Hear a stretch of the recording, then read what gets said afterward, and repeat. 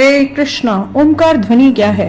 वैष्णव दर्शन के अनुसार यह सृष्टि भगवान की अचिंत्य शक्तियों का परिणाम है। वेदों का महाकाव्य प्रणव ओमकार परम ईश्वर भगवान श्री कृष्ण का ही नाद विग्रह है। ओमकार भगवान की सब अचिंत्य शक्तियों का स्रोत्र है। भगवत गीता के 8वें अध्याय के 13वें श्लोक में, 9वें अध्याय के 17वें और 17वें अध्याय के 24वें श्लोक में भगवान श्री कृष्ण ने अनेक स्थलों पर ओमकार की महिमा का गुणगान किया है। इसी प्रकार अथर्ववेद तथा मांडुक्य उपनिषद में ओमकार की महिमा है। भगवत संदर्भ में श्री जीव गोस्वामी कहते हैं, ओमकार भगवान श्री कृष्ण का ही सबसे गोपनीय नाद विग्रह है। भगवान नाम श्री भगवान के तुल्य है। ओमकार अथवा हरे कृष्ण कृष्ण कृष्ण हरे हरे, हरे राम राम राम हरे हरे के उच्चारण से जीव संसार के संसर्ग दोष से मुक्त हो जाता है। बद्ध जीव का उद्धार करने वाली इस नाम ध्वनि को तारक कहते हैं। भगवान नाम ध्वनि श्री भगवान के तुल्य नारद पंचरात्र में पुष्टि है। व्यक्तम ही भगवन्नेव साक्षात् नारायण स्वयं अस्ताक्षर स्वरूपेण मुखेषु परिवर्तते।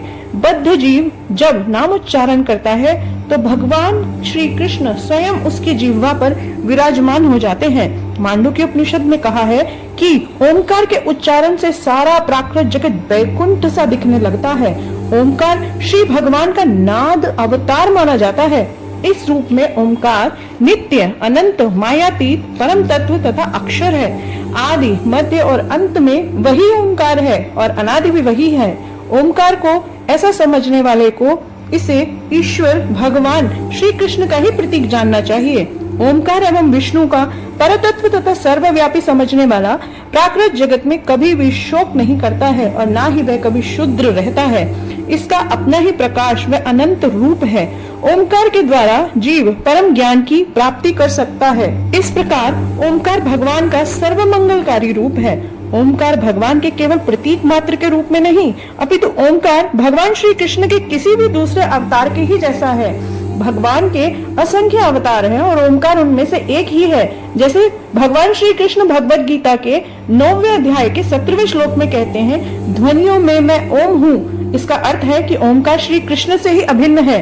किंतु कुछ विद्वज्जन भगवान श्री कृष्ण से अधिक ओमकार को ही महत्व देने लगते हैं, परंतु सत्य तो यह है कि श्री भगवान कोई भी अवतार या रूप प्रतीक उनसे भिन्न नहीं है।